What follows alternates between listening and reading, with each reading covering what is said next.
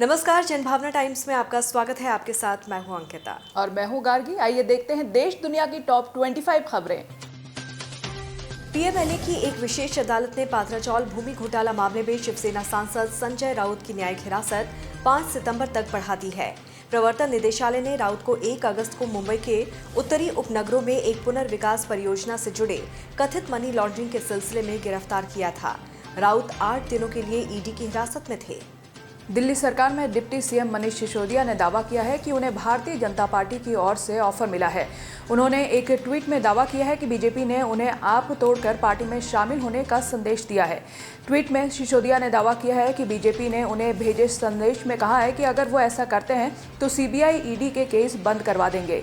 उन्होंने कहा है कि मैं महाराणा प्रताप का वंशज हूँ, राजपूत हूँ, सिर कटा लूंगा, लेकिन भ्रष्टाचारियों को और षड्यंत्रकारियों के सामने झुकूंगा नहीं।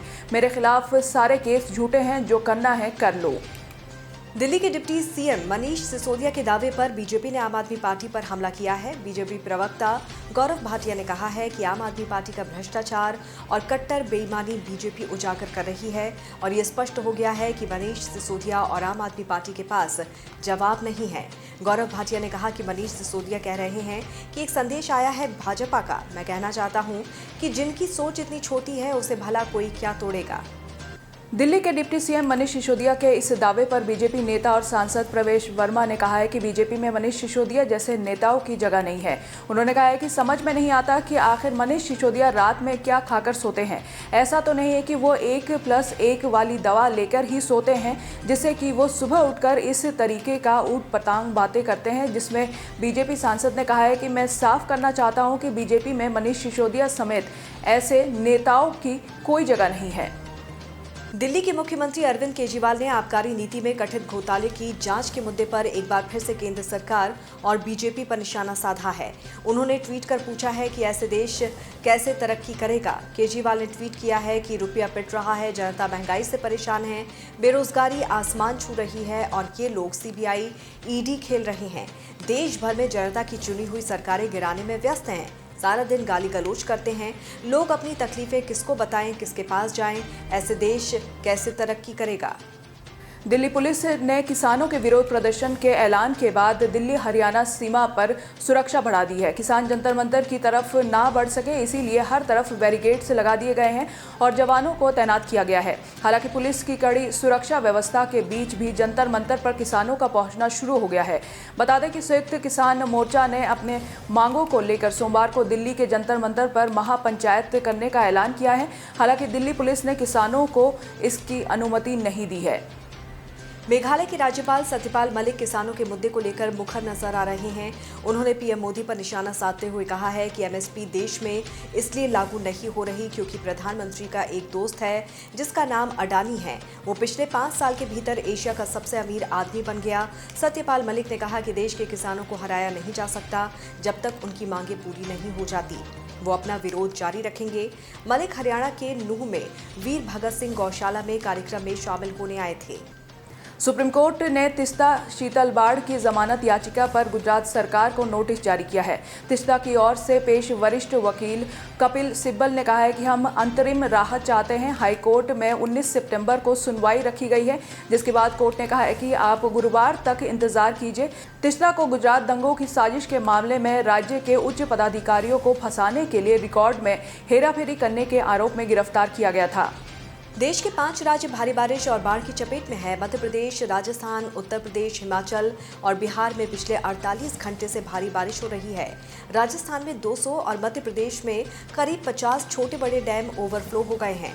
उत्तर प्रदेश में गंगा खतरे के निशान के ऊपर बह रही है और बिहार में ये खतरे के निशान के करीब है। बाढ़ और भूस्खलन से प्रभावित हिमाचल प्रदेश में आज मुख्यमंत्री दौरे पर जाएंगे। यहां फ्लैश फ्लड और लैंडस्लाइड की 36 घटनाओं में 22 लोगों की जान गई है। इन सभी राज्यों में भारी बारिश का अलर्ट जारी किया गया है। मध्य प्रदेश के उज्जैन में स्कूली बच्चों की गाड़ी में एक ट्रक ने जोरदार टक्कर मार दी। इस हादसे में 4 बच्चों की मौत हो गई, जबकि 8 बच्चे गंभीर रूप से घायल हो गए हैं। घायलों को उज्जैन के अस्पताल में भर्ती कराया गया है। एम्बुलेंस नहीं मिलने के कारण बच्चों को बस से ही अस्पताल पहुंचाया गया। 3 बच्चों को गंभीर हालत में इंदौर रेफर किया गया है। हादसे के बाद 8 बच्चे गाड़ी में फंसे रहे, जिन्हें काफी मुश्किल से बाहर निकाला गया। यूपी में रविवार रात हुए 2 सड़क हादसों में 2 परिवारों के 11 लोगों की मौत हो गई। मृतकों में 2 गर्भवती महिलाएं और 3 बच्चे भी शामिल हैं। पहला हादसा बागपत में मेरठ हाईवे पर टोल प्लाजा के पास हुआ। कैंटर ने बाइक को रौंद दिया, जिस पर सवार एक ही परिवार के 5 लोगों की मौत हो गई। वहीं सहारनपुर में ट्रक ने वैन को टक्कर मार दी। हादसे में वैन में सवार 4 लोगों की मौत हो गई, जबकि 2 ने सोमवार सुबह अस्पताल में दम तोड़ दिया। मरने वालों में 4 महिलाएं भी शामिल हैं। कोलकाता एयरपोर्ट पर शुक्रवार की शाम क्रॉसविंड की वजह से 20 विमान लैंड नहीं कर पाए। शाम 5 बजे से 6:30 बजे तक ये विमान हवा में चक्कर काटते रहे। रात 8 बजे फिर आधे घंटे के लिए यही स्थिति बन गई। इस दौरान 11 विमानों के कैप्टन ने लैंडिंग की कोशिश भी की, लेकिन तेज हवा के चलते इंतजार ही करना पड़ा, क्योंकि ऐसी स्थिति में लैंडिंग से विमान के रनवे से भटकने का खतरा है। इस दौरान कोलकाता पहुंचने वाले 9 विमानों को डाइवर्ट करना पड़ा। राजस्थान के बीकानेर में सोमवार को भूकंप के तेज झटके महसूस किए गए। रिक्टर स्केल पर इसकी तीव्रता 4.1 मापी गई। लोगों ने रात में तकरीबन 2 बजे भूकंप के झटके महसूस किए। झटकों के बाद कई लोग घर से बाहर निकल आए। बताया जा रहा है कि रात में 2:01 पर भूकंप आया। भूकंप से अब तक किसी तरह के नुकसान की खबर नहीं है। ब्रिटेन में प्रधानमंत्री पद की रेस में ऋषि सुनक एक बार फिर से लिज ट्रस से पिछड़ते हुए नजर आ रहे हैं। हाल ही के सर्वे में और सट्टेबाजों के अनुसार लिज ट्रस की जीत की संभावना है। वो ब्रिटेन में बढ़ते दामों के बीच आर्थिक संकट के समाधान के लिए टैक्स कटौती योजना की मुहिम चला रही है। हालांकि इस सर्वे में जो चौंकाने वाली बात सामने आई है कि निवर्तमान पीएम बोरिस जॉनसन अभी भी टॉरी सदस्यों के बीच काफी लोकप्रिय हैं। पाकिस्तान के पूर्व पीएम इमरान खान की किसी भी वक्त गिरफ्तारी हो सकती है। इमरान खान के खिलाफ आतंक निरोधी धाराओं में मुकदमा दर्ज किया गया है। उन पर उकसाने वाले भाषण देने और न्यायपालिका को अपना काम करने से रोकने का आरोप लगा है। इमरान खान के समर्थन में पीटीआई कार्यकर्ता बनीगाला के बाहर भारी संख्या में लोग जुटने लगे हैं। तुर्की के गाजियान्तेप शहर में शनिवार को एक बस लोगों को रौंदते चला गया। इस हादसे में अब तक 34 लोगों के मारे जाने की पुष्टि है, जबकि 29 लोग घायल बताए जा रहे हैं। इस हादसे में शिकार सभी लोग इससे पहले हुए एक कार हादसे की जगह पहुंचे थे, जहां पुलिस के साथ ही काफ़ी तादाद में भीड़ मौजूद थी, लेकिन ये सभी लोग एक भयानक हादसे का शिकार हो गए। पाकिस्तान के हैदराबाद में एक बार फिर से हिंदू सफाई कर्मी को ईश निंदा के आरोप में पीटने का मामला सामने आया है। पीड़ित की पहचान अशोक कुमार के नाम से हुई है। कहा जा रहा है कि भीड़ ने पीटकर उसे मौत के घाट उतार दिया, लेकिन इसकी आधिकारिक पुष्टि नहीं हुई है। इसके बाद शहर में काफी अव्यवस्था फैल गई। मौके पर भारी मात्रा में पुलिस बल तैनात की गई है।